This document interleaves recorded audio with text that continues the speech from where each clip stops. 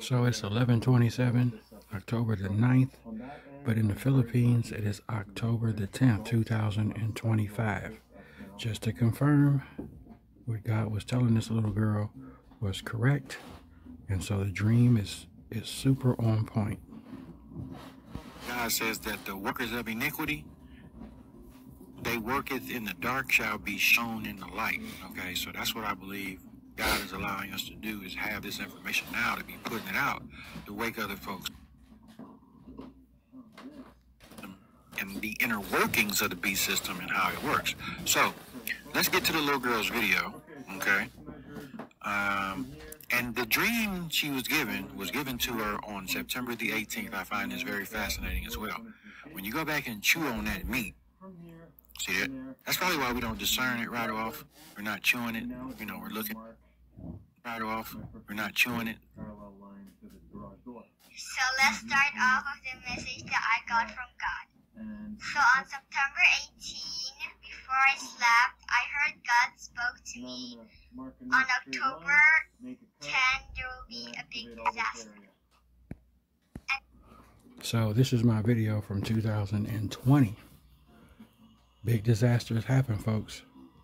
3 large earthquakes on that Pacific Rim, and the Philippines just got hit with a 7.6. I'm gonna have all these videos clipped together. The next video I'm gonna put up is going to be about the Philippines getting ready to have possibly a tsunami. You take a look at this map. 3 big ones. And come down here and look at 7.4. This was an hour ago. Okay. Now check this one out. A 6.2. So, folks, the birth pains are getting huge again. So I just want to give you guys a quick update. And let's see if we can get this one to pop up. So what is this that you're living next to? Come on. Let's see. Very nice to meet you. Let's come out of this. We got something. And these are the earthquakes we were talking about. Possibly getting huge. Okay, so let me see if I can get back to the other one. This is the one I want to click on, but it won't let me click. This is a lot. Well, obviously, there we go. For some time now. No one lives here, right? So you had a 5.1. Look at that. A 7.6. Okay, let me get my pen out. I can do that. Hold up. There we go. So they come in 3s, right? Well, this is huge, folks. And I'm gonna put together another video, but you know, attach it to this one. But it's, wow, look at this. Here what we got. Okay, what did I say the other day? Are we gonna have a big one before? I think we are. So check these videos out after. I'm gonna link it to this one, but it's gonna be in different language. They are already starting to see the sea pull back, okay, which means there's a tsunami coming.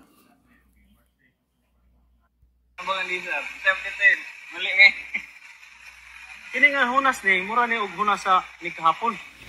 Nang alauna para kagahapon. Alauna man mina kagahapon diri. Kuni hunas. Oh, nagkaroon linog mo to sa Perting kusuga sa linog jud. Ganiha bagay gamay ra kay hunas ba? Karon kalit na oh. Ay saka na oh. Ay tubo na. Saka nagbalik. Tanawan ninyo ni kay ganiha. Napay tubig pag linog hubas ang kabatuan ba? Bubulo na. Oh. Angaray. Balik na, tara. Tsunami! Abe! Lord! Lord! Ay!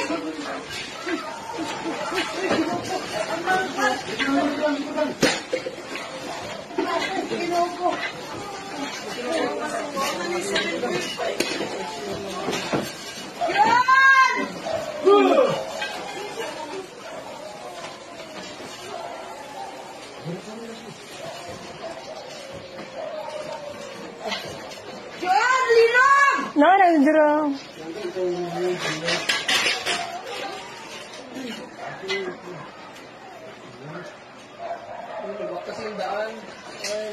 Oh!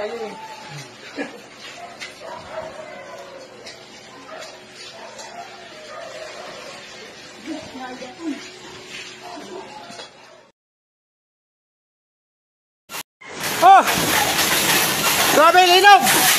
Hey! Grabe kasuga! Hey! Woo! La! Woo! Grabe linog! Grabe! Pagkakusuga agad! Woo! Woo! Grabe! Grabe linog! Sko! Woo! Dong, iyo pang ka dong! Iyo pang breaker! Grabe kasuga! Woo!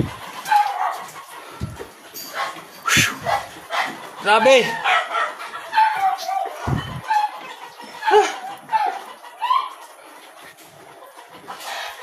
Suga sa linog eh!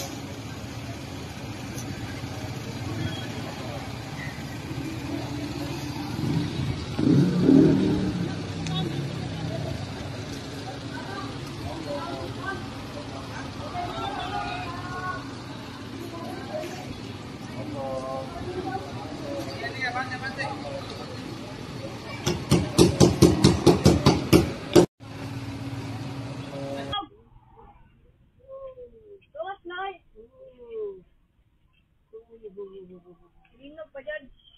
Linog, linog, linog. Linog. Linog pa, ito pa ko. Ala, ala. Tuwas yan. I-off ng upuan yan.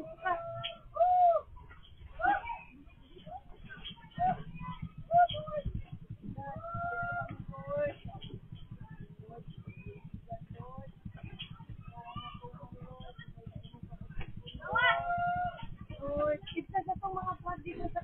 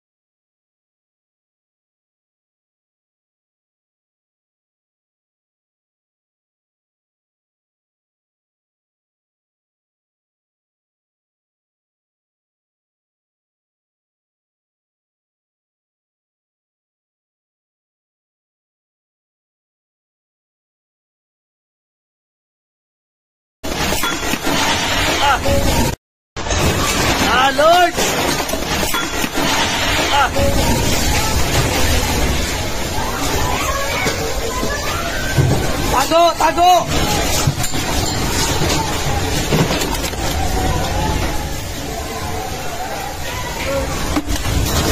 Lord, tama na Lord!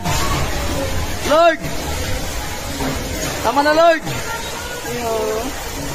Yan eh. Relax lang. Ah, Lord! Ah!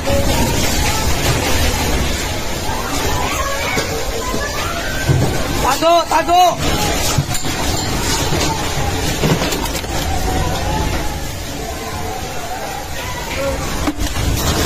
Lord, tama na Lord! Lord!